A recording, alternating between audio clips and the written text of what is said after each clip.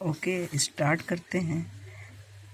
ये है class 10th का लाइफ प्रोसेस, चैप्टर नंबर 6 है। बायोलॉजी का चैप्टर नंबर 6 है लाइफ प्रोसेस। लाइफ प्रोसेस में स्टार्ट करते हैं। हम लोग एनसीईआरटी के अकॉर्डिंग हम लोग टॉपिक को कवर करने जा रहे हैं, तो स्टार्ट करते हैं। लाइफ प्रोसेस जैव प्रक्रम कहा जाता है इसको, लाइफ प्रोसेस। सबसे पहले लाइफ प्रोसेस होता है क्या? कोई भी लिविंग ऑर्गेनिज्म अपने आप को सरवाइव करने के लिए जो भी एसेंशियल प्रोसेस करती है सरवाइव करने के लिए, वो सारी की सारी कलेक्टिवली लाइफ प्रोसेस कहलाती है। All biological process taking place in our body that are essential for our survival are called life process। तो जो भी एसेंशियल प्रोसेस कोई भी ऑर्गेनिज्म करती है अपने आप को सरवाइव करने के लिए, उसको हम लोग लाइफ प्रोसेस में कंसीडर करते हैं। एसेंशियल लाइफ प्रोसेस में आ जाता है न्यूट्रिशंस। न्यूट्रिशंस का मतलब हुआ आप जो भी चीज़ बाहर से खाते हो, इनहेल करते हो। रिस्पायरेशंस, ट्रांसपोर्टेशंस, एक्सक्रीशंस, इन्हीं चारों को हम लोग को स्प्लिट करके पढ़ना है। तो एसेंशियल लाइफ प्रोसेस यही हो गया। सेकंड प्रोसेस एनसीईआरटी के अकॉर्डिंग है criteria to define something is life. आप वो कौन कौन सी क्राइटेरिया है जिसके बेसिस पे आप बता सकते हो कि कोई भी बॉडी या कोई भी मैटर लाइव या अलाइव है। तो लाइव और के लिए जो एसेंशियल कंडीशन है, अगर उसके अंदर में न्यूट्रिशन हो रहा, उसके अंदर में रिस्पायरेशन हो रहा, ट्रांसपोर्टेशन हो रहा, एक्सक्रीशन हो रहा, वो किसी चीज़ को बाहर निकाल रही है, उसके अंदर में सर्कुलेशन चल रहा, ब्लड का सर्कुलेशन चल रहा, गैसेस का सर्कुलेशन चल रहा, उसके अंदर में कंट्रोल ऑन कोऑर्डिनेशंस हो रहा है, वो किसी चीज़ को लेकर रिस्पॉन्स ले रही है, मोमेंट और लोकोमोशन हो रहा है, उसमें ग्रोथ और डेवलपमेंट देखा जाता है। ये सब क्राइटेरिया है जो कंफर्म करती है कि ऑर्गेनिज्म लाइव है। तो criteria to define something is life में nutritions, respirations, transportation, excretion, control and coordination, movement and locomotion, growth and development आता है। एक टॉपिक यहाँ पे हम लोग पढ़ेंगे मेटाबॉलिक प्रोसेस। मेटाबॉलिक प्रोसेस क्या है? देखो, मेटाबॉलिक प्रोसेस लाइफ प्रोसेस का एक सब टॉपिक है, इन सब टाइप्स है। मतलब जो भी बड़ी ऑर्गेनिज्म के बॉडी के अंदर में केमिकली चेंजेस होता है, फिजिकली चेंजेस होता है और कंटिन्यू मैनर में होते रहता है, उसको हम मेटाबॉलिक प्रोसेस कहते हैं।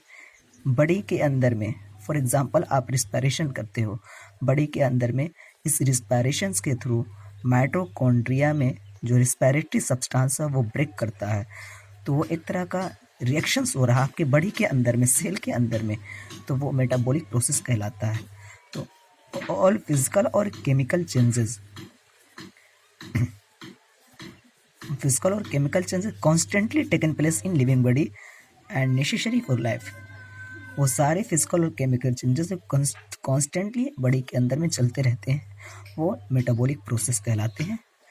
मेटाबॉलिक प्रोसेस को हम two pathway of metabolic process का दो पाथवेज होता है, यानी आप कह सकते हैं दो टाइप्स होता है मेटाबॉलिक प्रोसेस का। पहला प्रोसेस है एनाबॉलिक और दूसरा है कैटाबॉलिक। अब सवाल है एनाबॉलिक प्रोसेस में कौन सा चेंजेस होगा और कैटाबॉलिक में चेंजेस कौन सा होगा। सॉरी, देखें तो इसमें मेटाबॉलिक प्रोसेस में ये वह प्रोसेस है जिसमें कोई भी सिंपलेस्ट सब्सटेंस कॉम्प्लेक्स सब्सटेंस में चेंज करती है। Simplest substance changes into complex substances, और इसका एग्जांपल होगा फोटोसिंथेसिस में सिंपलेस्ट सब्सटेंसेस वाटर हो गया, रॉ मटेरियल के फॉर्म में CO2 हो गया, सिंपलेस्ट सब्सटेंस है, इनऑर्गेनिक सब्सटेंस है जो कॉम्प्लेक्स सब्सटेंस ग्लूकोज में कन्वर्ट कर जाती है। तो सिंपलेस्ट सब्सटेंस अगर कॉम्प्लेक्स में चेंजेस कर रही है तो अब एनाबॉलिक प्रोसेस होगा। और एक्चुअल में ये जो प्रोसेस है उसमें एनर्जी इवॉल्व होती है, एनर्जी इसमें बाहर से सप्लाई की जाती है, इसलिए जो एग्जाम्पल है वो एंडोथर्मिक का है। आप कह सकते हो कि एनाबॉलिक प्रोसेस जो होता है वो एंडोथर्मिक रिएक्शन है, इसमें बाहर से एनर्जी से, एंडोथर्मिक का मतलब इसमें एनर्जी सप्लाई की जाती है, बाहर से एनर्जी इसमें सप्लाई की जाती है। और फोटोसिंथेसिस में आपको तो पता ही है कि लाइट के फॉर्म में एनर्जी सप्लाई की जाती है। तो ये हो गया anabolic process. Catabolic process that इसका वाइस वर्सा है, मतलब इसमें कम्प्लेक्स सब्सटेंस ब्रेक डाउन होगा सिंपलेस्ट सब्सटेंस में। डाइजेशन में यही तो होता है, हम कम्प्लेक्स फॉर्म को बाहर से लेते हैं और वो जाकर सिंपलेस्ट सब्सटेंस में, ग्लूकोज वगैरह में, है ना, फैटी एसिड में, एमिनो एसिड में कन्वर्ट कर जाती है, कॉम्प्लेक्स सिंपलेस्ट में टूट जाता है। तो रिस्पायरेशंस इसका एग्जांपल है, और इसमें रिस्पायरेशंस के थ्रू हमको एनर्जी इवॉल्व होती है, बाहर निकलती है। इसमें इनहेल होती है, इसमें इवॉल्व होती है, इसमें बाहर से सप्लाई दिया जाता है, इसमें रिलीज होती है। तो ये एक तरह का एक्सोथर्मिक रिएक्शन है। तो अभी हमने देखा मेटाबॉलिक प्रोसेस क्या होता है। मेटाबॉलिक प्रोसेस वैसा केमिकल चेंजेस है और फिजिकल चेंजेस है जो बॉडी में कॉन्स्टेंटली चलते रहती है, बॉडी के अंदर में। यानी आप कह सकते हो इन कंपैक्ट फॉर्म कि बॉडी के अंदर में जो भी रिएक्शंस हो रहे हैं, अंदर में केमिकल चेंजेस हो रहे हैं, वो सारे के सारे मेटाबॉलिक प्रोसेस है। और वो दो तरह के चेंजेस होते हैं, कुछ ऐसे चेंजेस होते हैं जिसमें सिंपलेस्ट चीज कॉम्प्लेक्स में, और कुछ ऐसे चेंजेस होते हैं जिसमें कॉम्प्लेक्स उस सिंपलेस्ट में कन्वर्ट करते हैं, और इसी के बेसिस में एनाबॉलिक और कैटाबॉलिक दो पाथवेज यहाँ से आता है। तो ये तो हो गया बेसिक इंट्रोडक्शन एनसीईआरटी के अकॉर्डिंग। अब हम अपने लाइफ प्रोसेस के पहले टॉपिक पे आते हैं, न्यूट्रिशन, रिस्पायरेशन, ट्रांसपोर्टेशन और एक्सक्रीशन के में पहले टॉपिक न्यूट्रिशन पे। न्यूट्रिशन जिसको पोषण कहा जाता है। अब सवाल है न्यूट्रिशन जिसको हम पोषण कहते हैं, ये क्या है? न्यूट्रिशन वही चीज़, सिंपल भाषा में कहें तो आप जो फूड को इनहेल करते हो अपने माउथ के थ्रू। Nutrition is a process by which an organism intake of food and utilise the food as a source of energy. Nutrition एक ऐसा प्रोसेस है जिसमें कोई भी ऑर्गेनिज्म बाहर से फूड को ऑब्टेन करता है और फिर उस फूड को अपने various type of metabolic process के लिए यूज़ करता है, एनर्जी उससे डिराइव करता है। ये प्रोसेस कहलाता है न्यूट्रिशन। न्यूट्रिशन में मतलब क्या हुआ, आप फूड को लेते हो और उस फूड से एनर्जी रिलीज करते हो, न्यूट्रिशन कहलाते हो। जिस भी फूड को आप ले रहे हो वो फूड कहलाएगा न्यूट्रिएंट। तो ये हो गया आपका न्यूट्रिशंस, ठीक है। तो इसी तरह से बाकी टॉपिक को भी आगे कवर करते हैं। नेक्स्ट टॉपिक मेरा है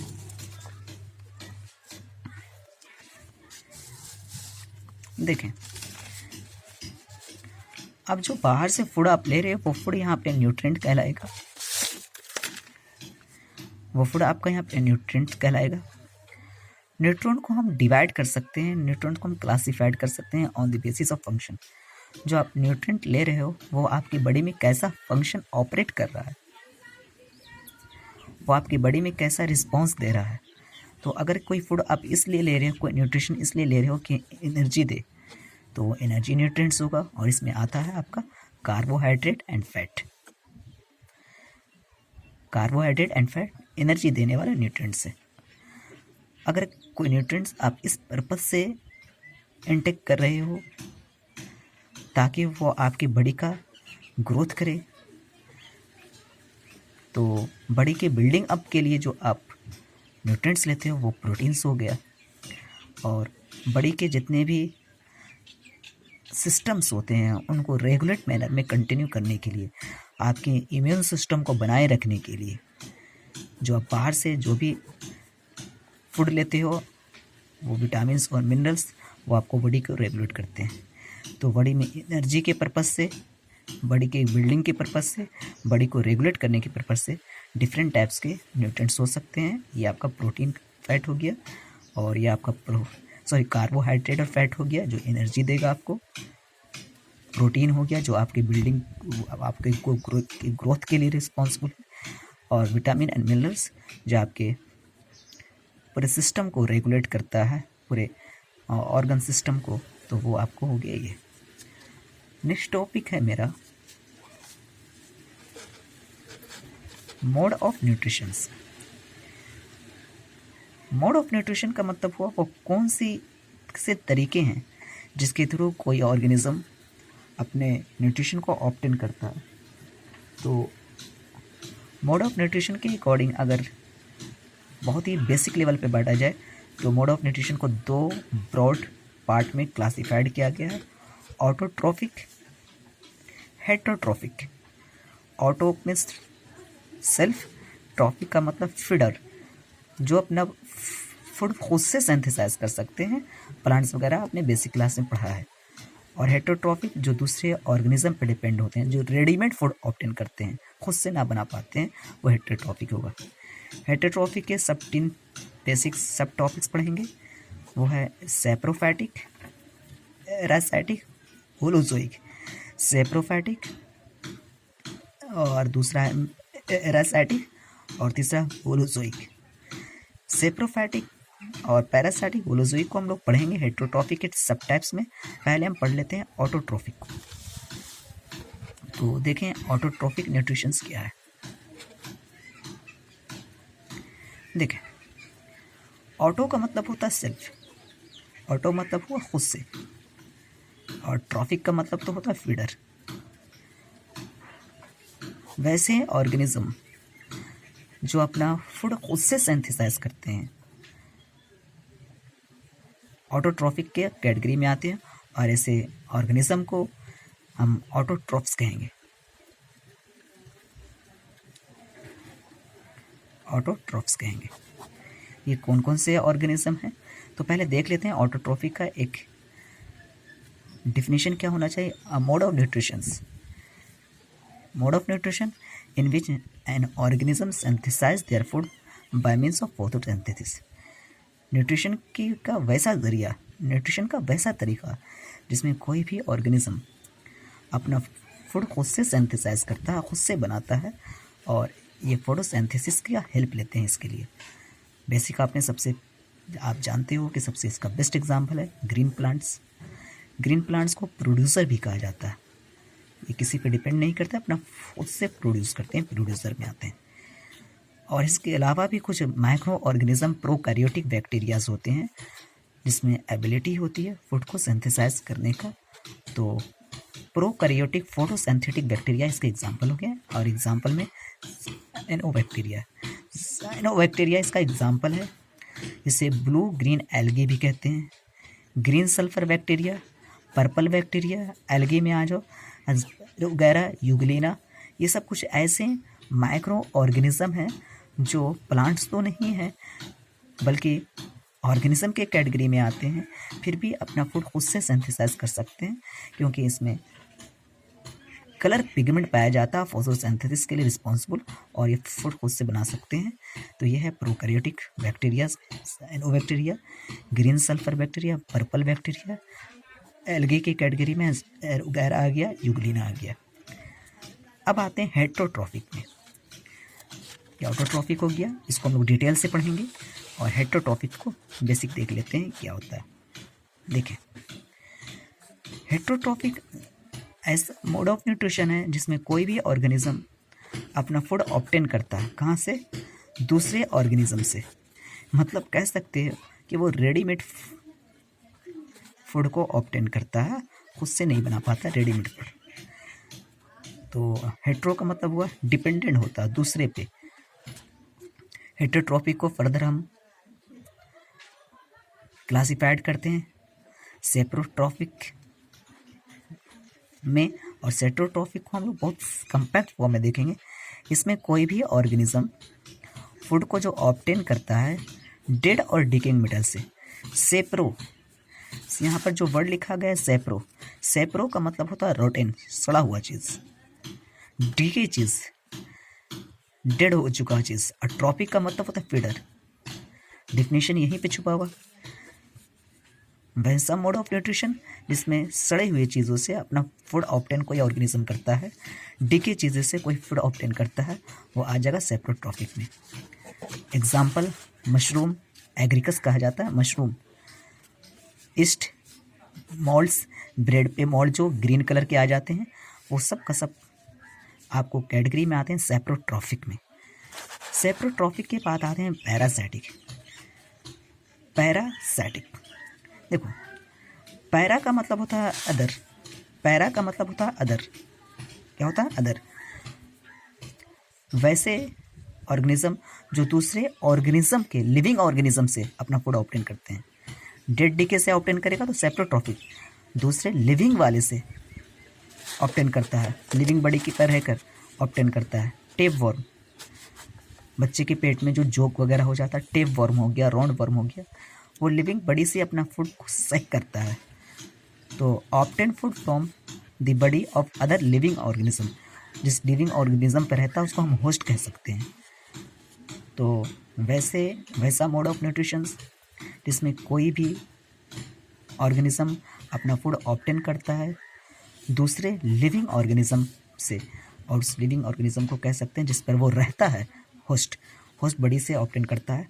टेप वर्म, लिस्टमेनिया, बहुत सारे, प्लाज्मोडियम हो गया, राउंड वर्म हो गया, लिवर फ्लूक हो गया, बहुत सारे एग्जाम्पल्स हैं जो आपको पैरासाइटिक के कैटेगरी में आते हैं। होलोजोइक, होलो का मतलब होता है कंप्लीट, होलो का मतलब होता है कंप्लीट, ठीक है, और जोन वर्ड से बना हुआ, ठीक है। अब कॉम्प्लेक्स फॉर्म में ये क्या करता है? होलोजोइक का मतलब हुआ ऐसा मोड ऑफ न्यूट्रिशंस जिसमें कोई ऑर्गेनिज्म कॉम्प्लेक्स फॉर्म में या पूरे के पूरे ऑर्गेनिज्म को ही खा जाता है, उसके कुछ पार्ट को नहीं, पूरे को खा जाता है कॉम्प्लेक्स फॉर्म में, और जिसमें डाइजेशंस की ज़रूरत पड़ती है। अभी तक में कोई डाइजेशन का कोई प्रॉपर सीक्वेंस नहीं था, इसमें डाइजेस्टिव सिस्टम की ज़रूरत पड़ेगी। तो होलोजोइक में आता है इंसान जिसमें हम कॉम्प्लेक्स फूड को ऑब्टेन करते हैं, मतलब हार्ड चीज़ों को, कॉम्प्लेक्स कहने का मतलब यहाँ पर जिसमें डाइजेस्ट करना, उसको सिंपलेस्ट फॉर्म में कन्वर्ट करना पड़ेगा एब्जॉर्प्शंस के लिए, उससे एनर्जी को डिराइव करने के लिए उसको कॉम्प्लेक्स फॉर्म को पहले सिंपलेस्ट में कन्वर्ट करना पड़ेगा। इसके लिए आपके पास एक प्रॉपर डाइजेस्टिव सिस्टम होती है। तो होलोजोइक की कैटेगरी में आता है। होलोजोइक को हैबिटेट के अकॉर्डिंग वो किस तरह का होलोजोइक न्यूट्रिशन ले रहा है, हम 3 पार्ट में डिवाइड कर देते हैं। ये जो पहला टाइप है आपका कार्निवोरस, जो कि आप जानते हो, बेसिक सी चीज़ है। उसके बाद होता है हार्बीवोरस और ओमनीवोरस। कार्निवोरस का मतलब हुआ कोई भी ऑर्गेनिज्म अपना जो फूड ऑब्टेन करता है वो दूसरे ऑर्गेनिज्म को, लिविंग ऑर्गेनिज्म को, में आप समझ सकते हो, को डायरेक्ट यहाँ पे प्लांट्स को और यहाँ पर दोनों को, यहाँ पे फ्लेश को ऑब्टेन करेगा ना, मीट और फ्लेश को। यहाँ पे क्या होगा, प्लांट्स वगैरह को ऑब्टेन करेगा, इसका फूड जो होगा वो प्लांट्स ही होगा, और इसमें दोनों लिया जा सकता है। तो इंसान इस कैटेगरी में बेसिकली ज़्यादातर आता है। तो ये सब चीज़ आपको सोर्स ऑफ एनर्जी वाले टॉपिक में यहाँ पे हम लोग पढ़े लेंगे। वहाँ पर मेन टॉपिक्स आपका यही था, टाइप्स ऑफ न्यूट्रिशंस। इसके बाद फर्दर हम लोग नेक्स्ट क्लास में पढ़ेंगे कि फोटोसिंथेसिस में कौन कौन से मैकेनिज़्म होते हैं, लाइट रिएक्शन क्या होता है, डार्क रिएक्शन क्या होता है। उसके बाद हम डाइजेस्टिव सिस्टम ह्यूमन में पढ़ेंगे, और इसके बाद अमीबा में कैसा न्यूट्रिशंस होता है और उस पूरे प्रोसेस को पढ़ेंगे। यही बेसिकली एनसीईआरटी के अकॉर्डिंग टॉपिक है। तो थैंक यू, आज यहीं तक रहने दें।